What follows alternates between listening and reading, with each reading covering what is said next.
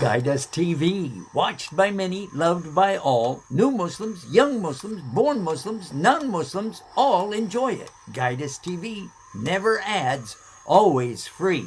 Let's keep it free, no ads. Support and share, and get guided with Guide Us TV.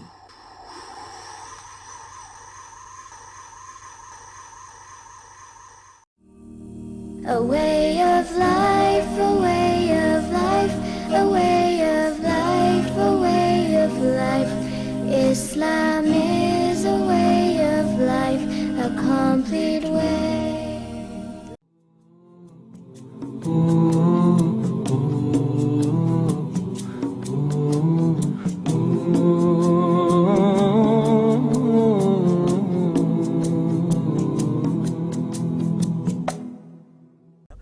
Assalamu alaikum warahmatullahi wabarakatuh, and welcome to this episode of Talk About It, coming to you almost live from our studios right here in Southern California. And to help us talk about it tonight, this is going to be Sisters Night, so we need to have some sisters with us. Let's see if we can come up with anybody.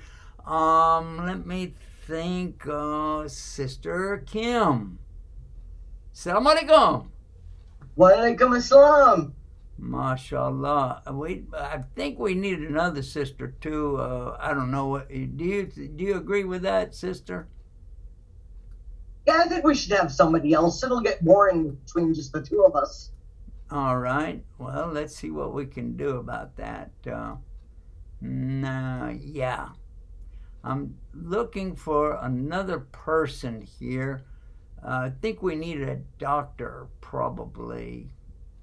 Not a doctor of Islam, but maybe Dr. Emily. Salaam alaikum, sister. Wow, alaikum salam. I just appeared. Yeah, that's cool. I like the way you do that.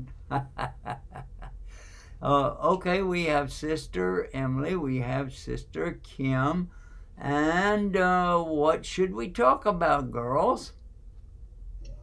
Well, I think we should talk about something probably of interest to sisters.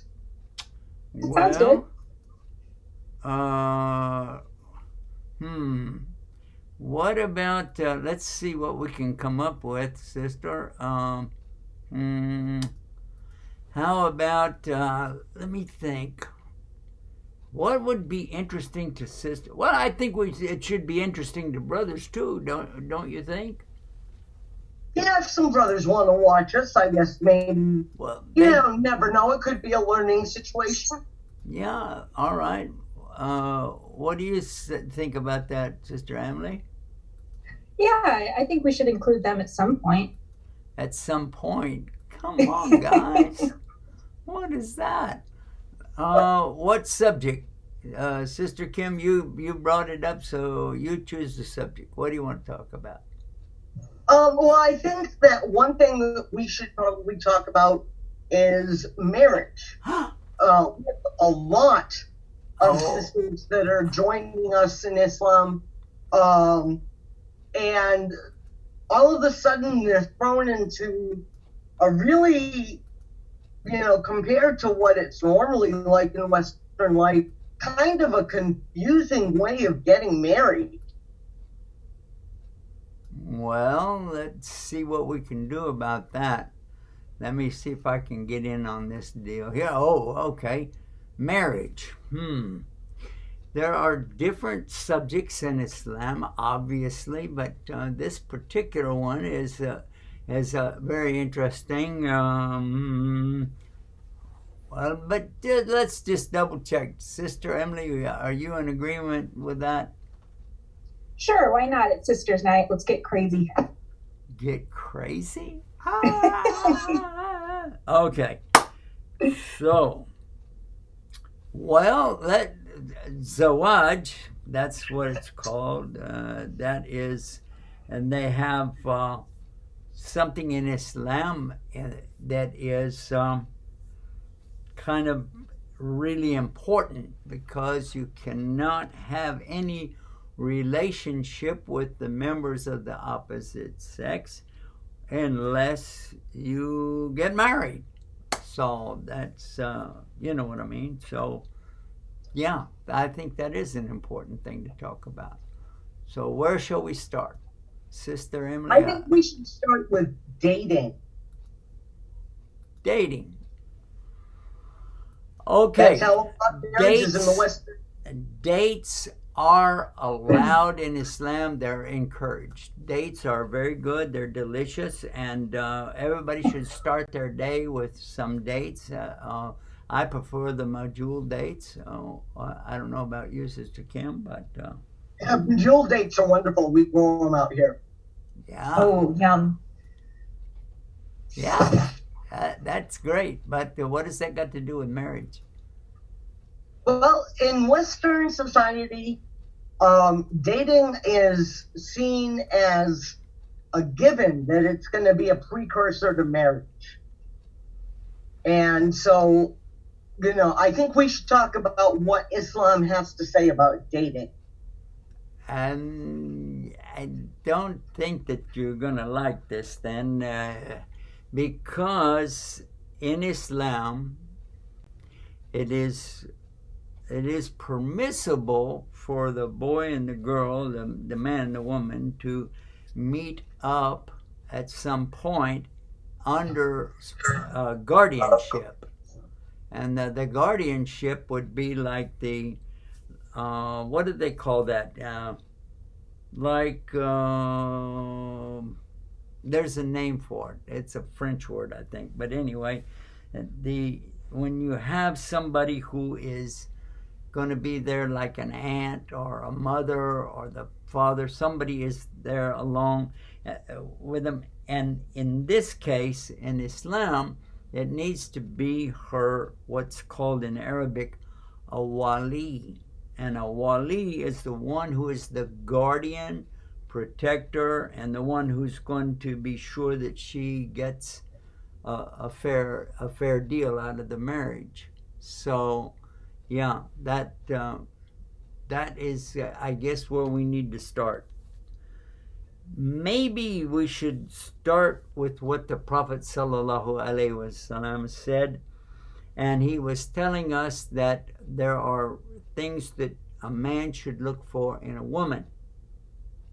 And he mentioned, more or less, like we're translating it to English, but he mentioned it like this, that the things that are under consideration in a marriage is how she looks, all right? And what's her social position, okay? Wealth, obviously, would be something that would be under consideration. And then her deen. Now, deen translates into English as religion or way of life. So, and then he emphasized that that's the one that you should consider. Did you want to talk about that, sister? Yeah, I think that's a great idea because, you know, for some people in Western relationships, their religion is quite important, but I don't think it quite takes the prevalence that it does in Islam. You know, from everything that I've read, the primary consideration should be the person's piety. And, you know, because you don't want to marry somebody that is going to grunt and grumble when you're trying to wake them up at 4:30 in the morning for Fajr. And, you know, just as an example. So, you know, where you'll see on dating sites or something like that, you might see someone, I'm looking for a good Christian man. Well, you know, on Muslim sites, it's a given that the person is going to be Muslim. The question of it then comes down to, are they a good Muslim? And, you know, they might bring a lot of other things to the table. A nice house, a steady job, good family relations and other things. But if they're not following the dean, that's a major red flag. Well, yeah, the prophet, as we just said, that he encouraged us, or actually made it crystal clear, that the dean was the biggest thing, the most important thing for us to consider. So, yeah, that stands out head and shoulders above everything else. So, yeah. But have you ever thought about why that is? Well, if you're going to start a family, you want to make sure that your children are being raised in the best Muslim household that they can be. You're not going to be raising good Muslims if you're not setting a good example for them. That makes a lot of sense. One of the things that I would like to encourage us to know about is that in Islam, everything is about family. Really, it is. When we're talking about marriage, it is about family. So the first thing is that you're not cutting off your current family to just go into another family and forget them. That is not how it works.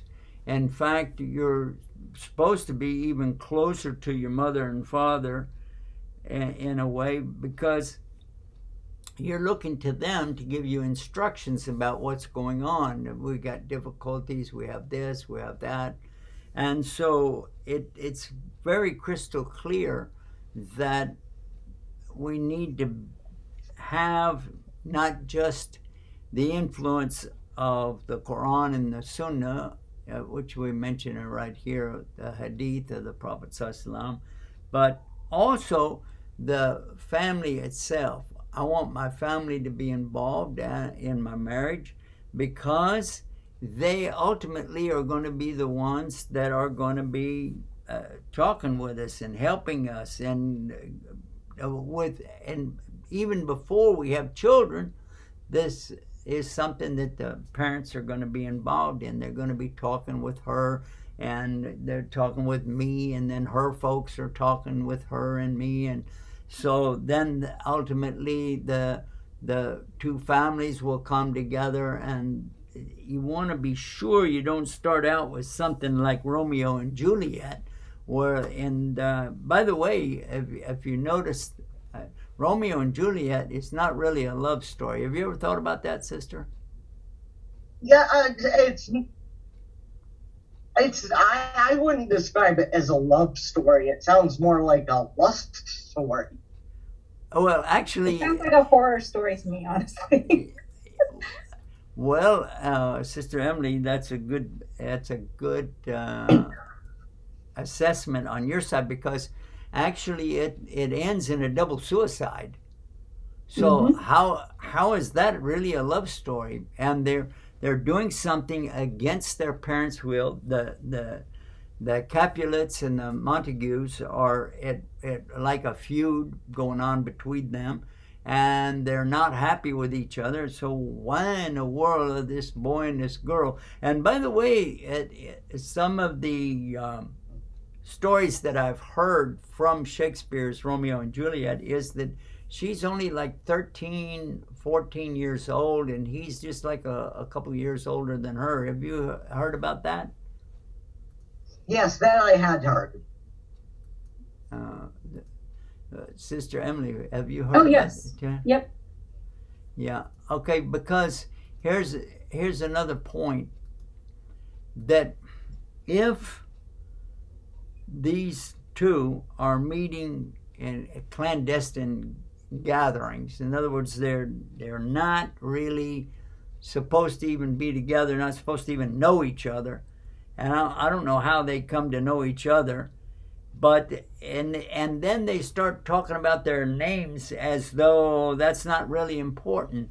And it's very important in Islam, the name of a person. Now, for instance, I think maybe you already know this, Dr. Emily. I want to ask you, though, did you know that when a woman gets married in the Christianity, that one of the first things they like to do today is change her last name to be the name of the man. Is that right? Oh yeah, yeah. My mom went through a lot of trouble getting her having to decide whether or not to change her last name back after she divorced my dad, and ended up not doing it just because it was so taboo to have your children have a different last name than you. But like my sister changed her last name, and when I got married, even before I knew anything about Islam, because my Muslim husband apparently didn't want to enlighten me at all. I didn't want to change my last name. I wanted to have that part of me, you know. I didn't want to give up that part. So I didn't, and I'm glad I did. Well, what do you know what the real reason behind it is? And I appreciate the fact that you'd like to hold on to your name, and I don't blame any sister for that, but there is a logical reason behind it as well. Did you know what it is? I'm not too sure if I know. Well, in our own family, it just happened like that. My father and his brother, my uncle, were orphaned when they were young. Their mother died when my dad was about 4 or 5 years old. And then their father died when my father was about 9 years old. So then they wound up in foster homes and here and there and somewhere else. And before my grandfather passed away, he had remarried, but he married an older lady, of course, because he was older. And then after they got married, she said something very profound. She said, "I have already raised my children. I do not want to raise any more children. That's it." Mm-hmm. So that made a problem. Then what happened next was that she already had a grown daughter. And her grown daughter was married and had a car wreck. And after that car wreck, they had told her she would never be able to have any children, and she never did. So she asked if she could adopt those 2 boys and raise them. A 9-year-old and a 13-year-old, I think there was about 3 or 4 years difference in their ages. So that's strange, but yeah, she wanted to adopt them, and she did. Now, her husband was in the same kind of organization, or what do you call that? Lodge. They were lodge buddies, I guess. And so he felt compelled, to do this. So he had no problem with it, and they took these boys in. Now, the thing was that my name is, the last name is Estes, and their last name was Estes. But because of tradition, they had to change the boys' last names to be their last name. And my uncle, he didn't cotton up to that very much. He didn't like that. So what he did when he got out, it was just a few years later when he got out of the house and started going on his own, he didn't take back the Estes name, but he changed his last name. Well, he didn't have to change it. He just, because his middle name was his mother's last name. So what he did, he just went by that. So he was Arthur Estes when he started out, but he became Arthur Fleming, because his whole name was Arthur Fleming Estes, all right? But he went by Fleming, all right? Now, he got married and he had 5 children, and all of a sudden, him and his wife broke up, okay? And eventually he married the lady that worked with him. And when he did, I forget what her name was, last name, but she had been married, so he didn't know and she didn't know that both of them had the last name of Estes. Both of them had the same last name. And they didn't know it until they had already been married, and they were driving down to Kentucky to meet her family. In Ohio, they were going down to Kentucky.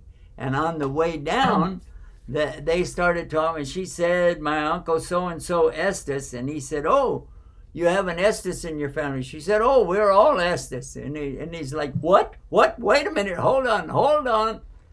And so they started comparing notes, and when they met the family, it was like a big story there because they wanted to know.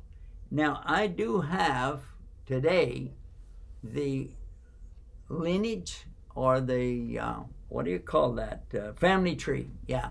Mm-hmm. I have the family tree all the way back to the 1600s here in America, and then further back in the UK, about to the 1400s, and then after that it goes back to Spain, and then we don't have an accurate information after that. But it's assumed that the pretty much the name was spelled Eustaz, Ustaz, but it became Astas and then Estes. That's how it converted. The people of Virginia that are named Estes and the people of Kentucky that are named Estes are not closely related, and our family tree goes right back up to the time of the early folks that came over from England on the, what was the name of the boat? They were Mayflower. The Mayflower. But they didn't come over on that one. They came over on one right after that. So there wasn't any kind of a problem. But look at all the headache that they went through. It really caused a problem. And that is one of the main reasons that we don't like for the lady to change her, because her last name is her father's last name. And that way, if a child is coming from this father, and then he has a different wife later and he has another child, those two should not get married because they're too closely related, and you can have a lot of problems in the lives of those children because of that. So that's why. I don't want to say that's the only reason why, but that's a big reason. And I think you have another reason, Sister Emily. Is that right? Oh, well, just looking back at my own genealogy, my grandpa Olson, he didn't have, his family actually came over with a completely different name from Sweden. And so I know for a fact that I am the last of the Olsons.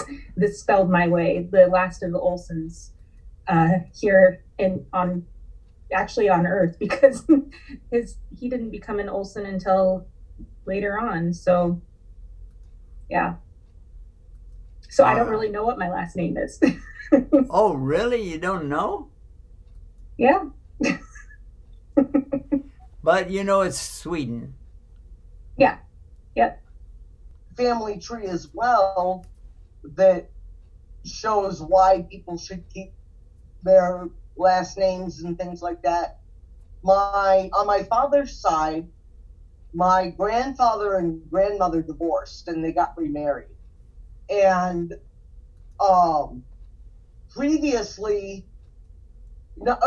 with the marriage, my grandmother married my grandmother on my mother's side brother.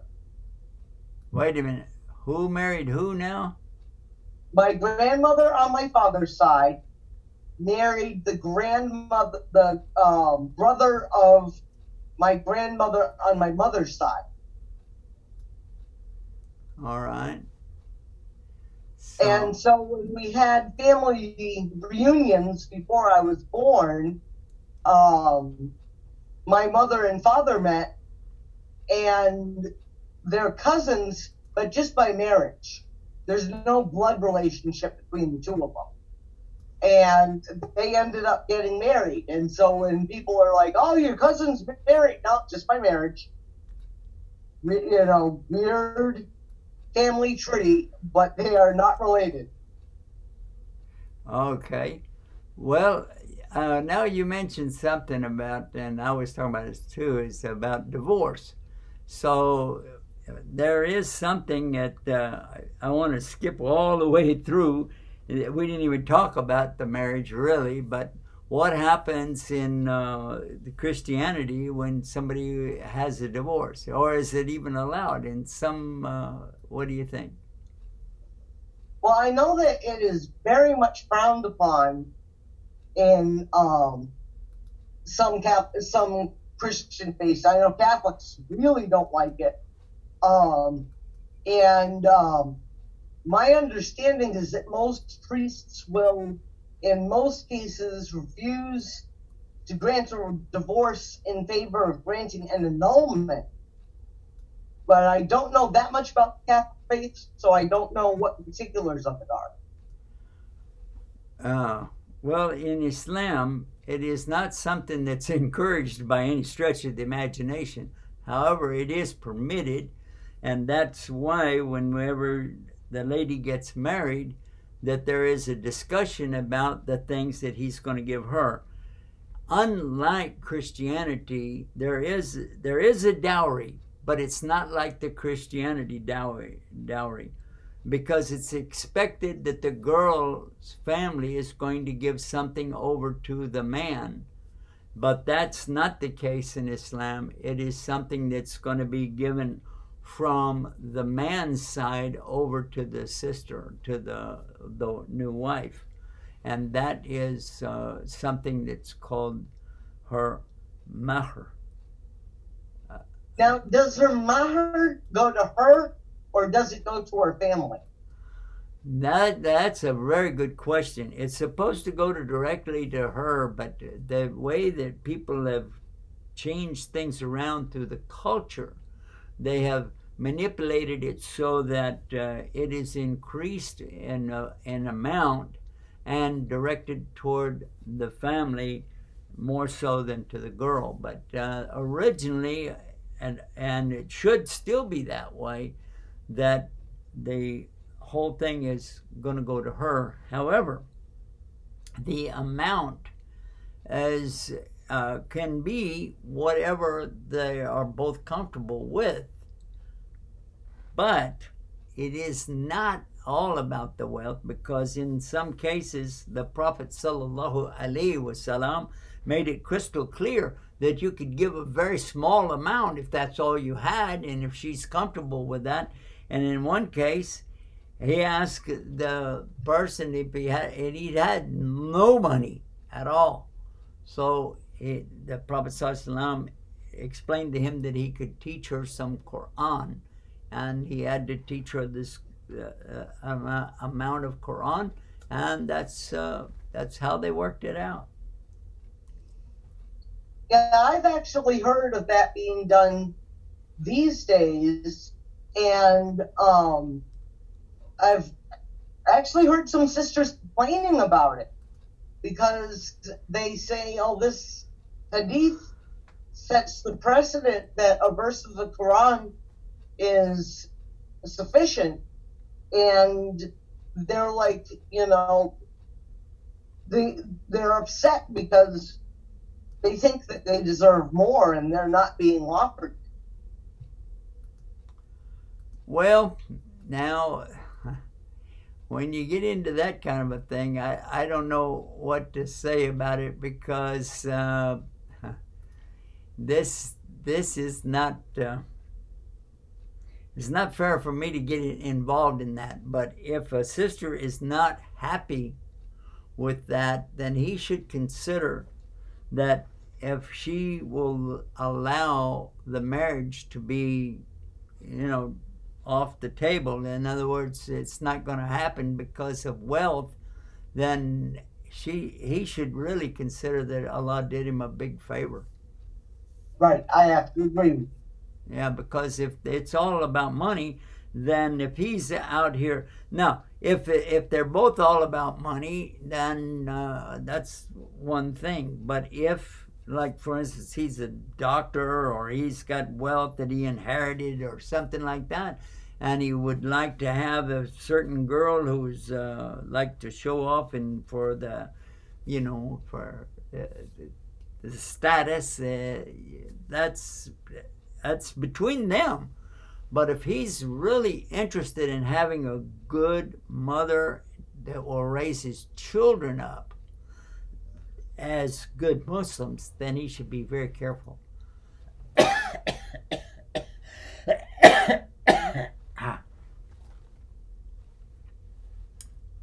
Sister? We have to take a break.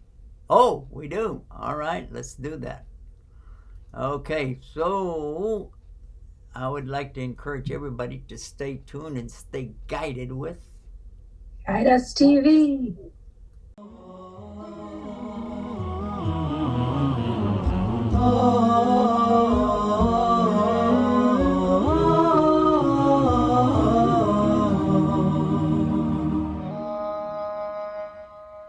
لا إله إلا الله لا إله. Get guided with Guide Us TV. And we are back. We're talking about marriage. Now, what does the Quran tell us about marriage? Well, let's start out with what it says in Surah An-Nisa. And probably we should have been doing this all along, sisters. Here's what I found on the web. Oh, marriage in the Quran? Okay. Okay. I didn't know my phone was going to get involved here. But it did. Well, it sounds like it's a sister, so Yeah, and it is. I'm going to read it to you. Inshallah. Sister Emily, you are right. It is a sister who is talking about this, but I think it's kind of like a robot. yeah. All right. It says in chapter 2 of the Quran, verse 221, do not marry the idolatress.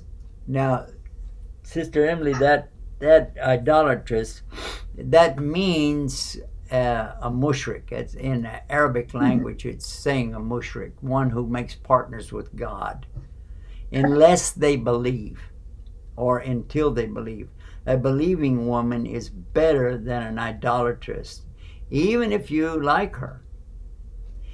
Nor should you give your daughters in marriage to an idolatrous man, an idol worshiper. In other words, because the word idol is in that, unless they believe.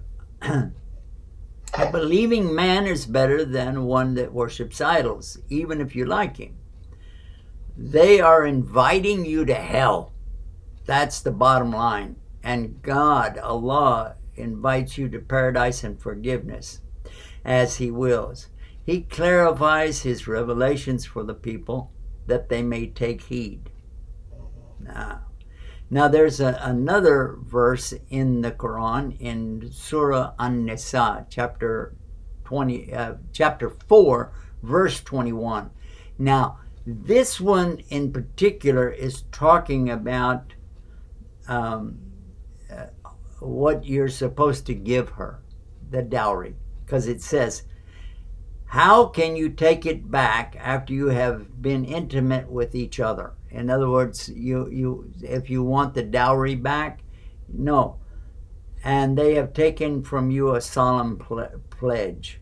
Okay, the family has taken this solemn pledge. You're going to marry their daughter, and you're giving her the dowry. Now you change your mind. You say, no, I had fun, but I'm going to check out. No.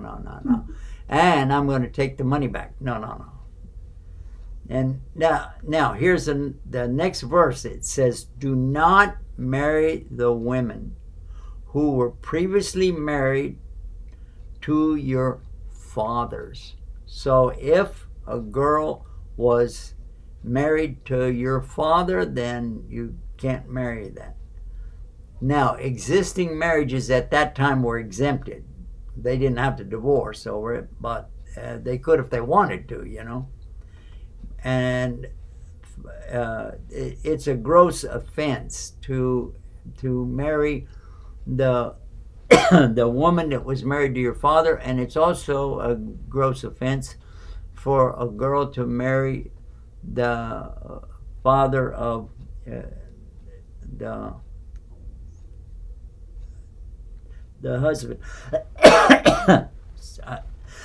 I feel like I've swallowed a feather. Now, it goes on and it's telling you prohibited for you, and then it tells you cannot marry in marriage to your own mother, of course, or your own daughters, or your own sisters, the sisters of your fathers, your aunts, uncles, etc. That gives you a long list, okay? So it's important for us to keep up with that. Sister Kim, I'm going to ask you to comment about this. Sure. One of the things that was very common, not only in the Middle East, but also throughout Europe. So it was very acceptable, especially upon high-ranking people, that they would marry within their own family. And in marrying within their own family, it would go on for generations. Those generations of inbreeding caused some very severe problems. There were some people who had birth defects. They were born sterile themselves. They couldn't have children. And it really was quite confusing. I know a lot of the Western population is familiar with this through the stories of the English and the French kings and queens. Oh, yes. But it was also common between various tribes when they want to strengthen their tribal ties. In the Middle East, they would marry off, sons and daughters to the other tribes and stuff like that. And they had to be very close eye on who they were marrying to make sure that they weren't too closely related. And so the Quran, when it came down with this instruction of who you are to marry and who you are not to marry, it was clarifying something that had been an issue in the area and throughout the world for quite a good amount of time. Unfortunately, I can't see if Sheikh Yusuf is back. Are you back yet, Sheikh? I believe. Yeah. What I got one of these Ricolas. You know what's Ricola? This is something that the ones who like to recite the Quran and the ones who give the Adhan, they use this throughout the days if they got a little tickle in their throat. And so I had some, and it's working. So one of the other things that talks about in the Quran about marriage is that you cannot get married to a girl until she is old enough to decide. In other words, you don't inherit women against their will, and nobody can force her to marry anybody.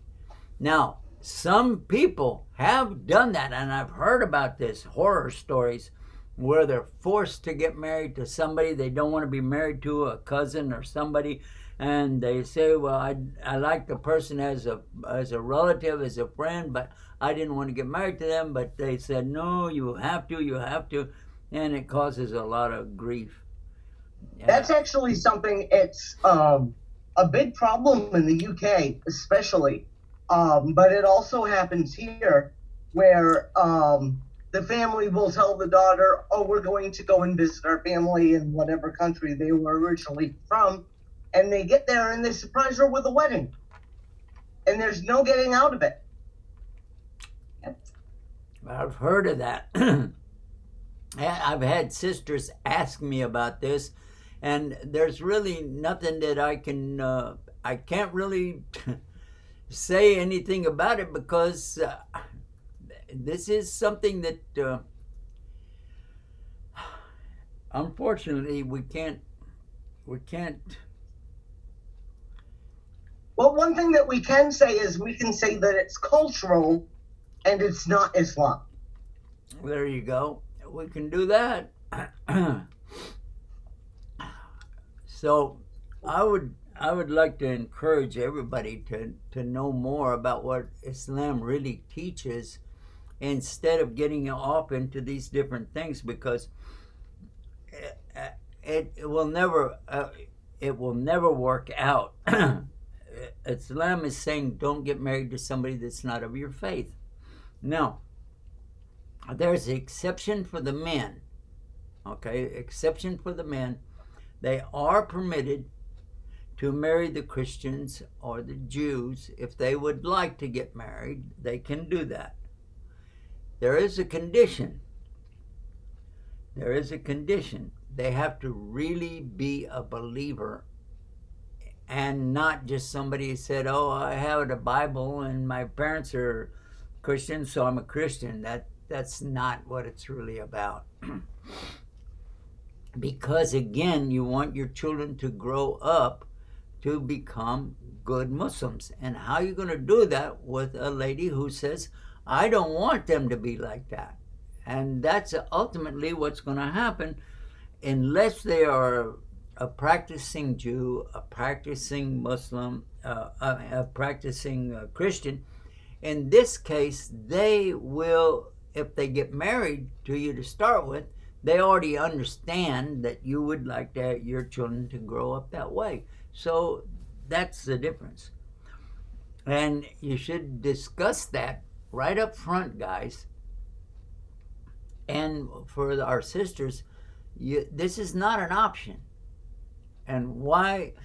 I think our sister, Dr. Emily, is she's in psychiatric medication and working with people on their problems. So I think maybe she could tell you real easily why it is that you should establish this up front, because which one is going to be the dominant one to really push to get their way, the man or the woman? Oh, definitely the wife. Just because the traditional practices to have the wife at home and the husband working. So who are the children going to be spending the majority of their time with? Well, the mom, right? And see, here's the thing. If she's a good practicing Christian and she agrees up front, that means that she's probably interested in Islam, likes Islam, doesn't have no problem with it. And hopefully even her parents are interested in Islam. Otherwise, it's going to be a problem. It really will be a problem. And that's why I'm discouraging a lot of our brothers and sisters from getting married and saying, oh, well, they'll say the Shahada, okay? They just, if you're telling them the only way you can get married is to say the Shahada, and then it's like putting a carrot out in front of the horse to just get him to move. And the only reason they're moving is because that's what they want. It makes sense? Oh, it makes total sense. And I will be the first one to emphasize to anybody, you do not want to be married to a non-believer. When I started exploring Islam, my husband was still alive. And he was a very adamant atheist. And even before I gave my Shahada, I started trying to practice certain things of Islam. I stopped drinking alcohol. I stopped eating pork. I tried, although I wasn't praying yet, I actually had the adhan on my phone so that I would be aware of the prayer times and kind of get that cycle going in my head. And my husband would always be like, turn that thing off. I don't want to hear that. And, I really want ribs tonight, so we're going to have ribs. Well, I don't eat pork anymore. And sadly, he was also an alcoholic. And so trying to convince him to get alcohol out of the house was an ongoing battle. I can only imagine if I had taken my shahada while he was still alive, how difficult it would have been to have lived with him, and it would have been at that point a definite grounds for divorce, so that I would be able to follow my religion. I think that when we're talking about these different areas of marriage and divorce, that we should be careful that we don't give the wrong impression. I know that divorce is something that is allowed in Islam, but it's not encouraged at all. It is like one of the most disliked things in Islam. Now, I would like to also come to the subject of multiple wives. Who would like Before to we do that, is it okay if I ask about, because I know both Sister Kim and I are single Muslim women, but we come from families that are not Muslim at all, and actually we have a lot of similarities in how our families deal with us. So that means we have no wali. Can you give some advice on how we could handle that? That question came up yesterday, and in a text message, and I had to answer that. Along the way, some of the sisters have taken it upon themselves to act on their own behalf. Now, if she's already been married before and she's older and her father's passed away, then it's still appreciated if she would have her older brother, the brother that a mature brother, to be there, or her mature son, or someone that is that closely related to her who can represent her. And here's why. Because a woman who is putting her feelings out there and she's trusting this man and she's really laying everything out, maybe she will miss a couple of points along the way about this guy, especially if she turns her head and looks the other way and he gets some kind of a ha ha ha look on his face. Then her wali can see that and go, wait, come on, let's go, because this guy is just playing a game. And maybe another point is that you check on the family, and so it's a lot easier for somebody who is not as emotionally attached to a person to go and get the information. Okay, this guy was in prison. Oh, well, it wasn't his fault. No, okay. But it was because that he had done something with a girl and also did this and that. And all of a sudden, this doesn't check out. But the man has got an excuse or any explanation. But at the same time, the wali is observing this and saying, "No, this looks like a big sham. I don't think she should go that route." Now, that may be extreme, but Sister Emily, what would you advise on a situation like that? Well, in the specific situation you described, or with a woman that has no wali? No, just in this one situation. Oh, well, I wish I would have known. Yeah, I can list a whole bunch of things I wish I've known about my ex-husband before I married him, because if I had known that, I wouldn't have married him. So I think that, There you go. Yeah. You just said it. That is exactly what we're talking about. yeah, Had you known, now, who should do the research for you? Not you, because I mean, as long as you're talking with somebody, you can find out and ask them questions and things like that. But even those questions are supposed to be done in front of the wali. Ideally, here is the perfect scenario. All right, that the mother is involved in the community and she's circulating out here from the time her son is born, really, and looking for the proper daughter-in-law, that she would like to have this girl to be her son's wife. All right, now that makes sense. As soon as you start talking like that, you can see that the mom is the one going to be doing some research. But at the same time, she can also ask her husband to check out this family and be sure that they're on the level. If they're good people, they're, honest.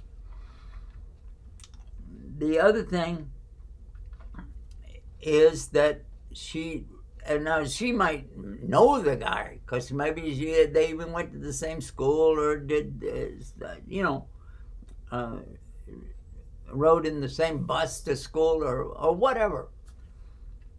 So the family has an idea, but this idea today of meet somebody on the internet and they show you pictures of them, and then when you see them, it doesn't even look like that person at all. It looked like, I thought that was, I was wondering why this guy looked like a model for the Sears and Roebuck catalog, Well, it was.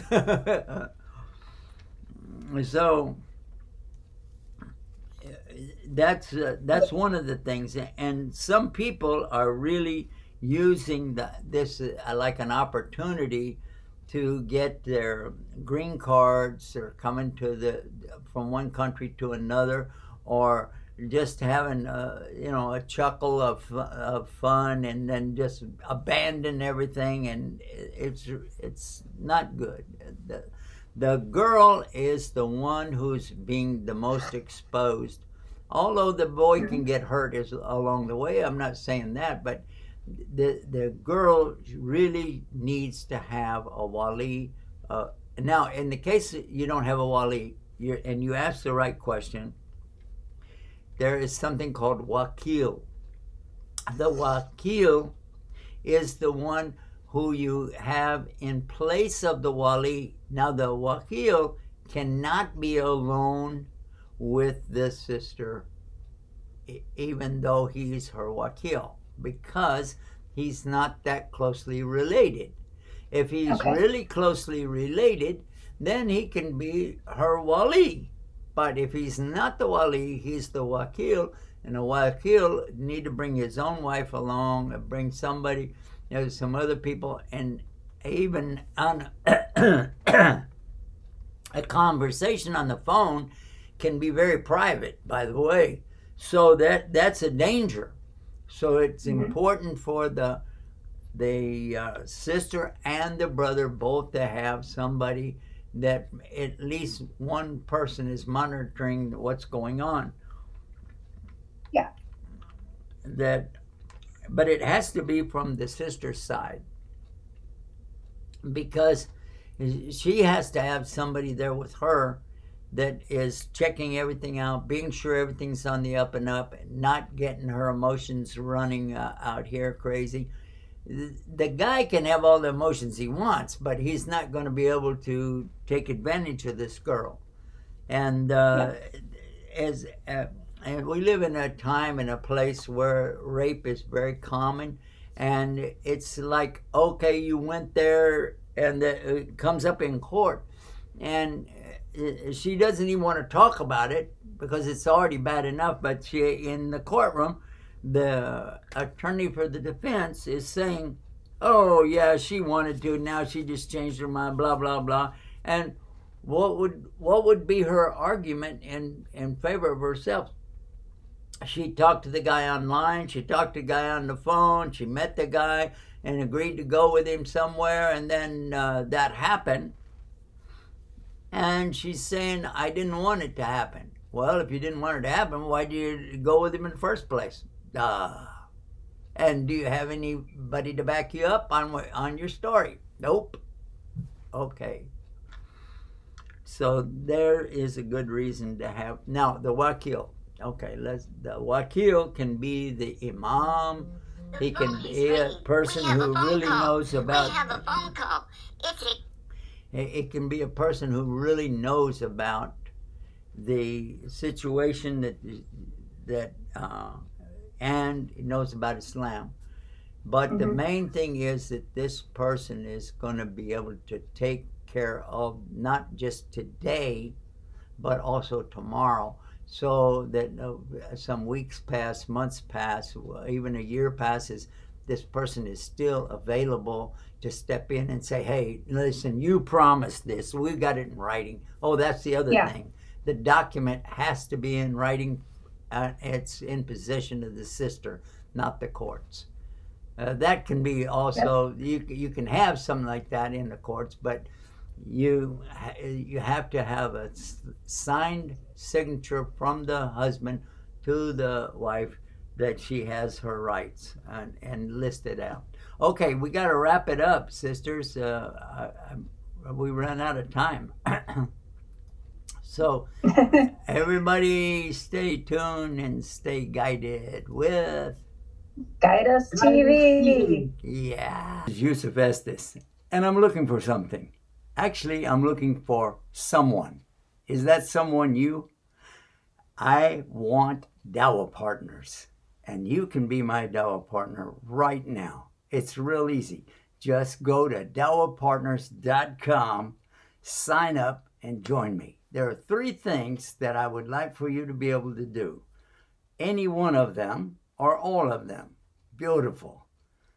Number 1, you will make dua. So you can be our Dawah partner, even if you don't go to the website, but I hope you do.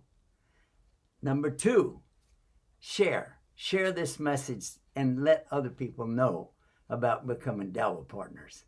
And number 3, help us financially. Donate on a monthly basis, even if it's small.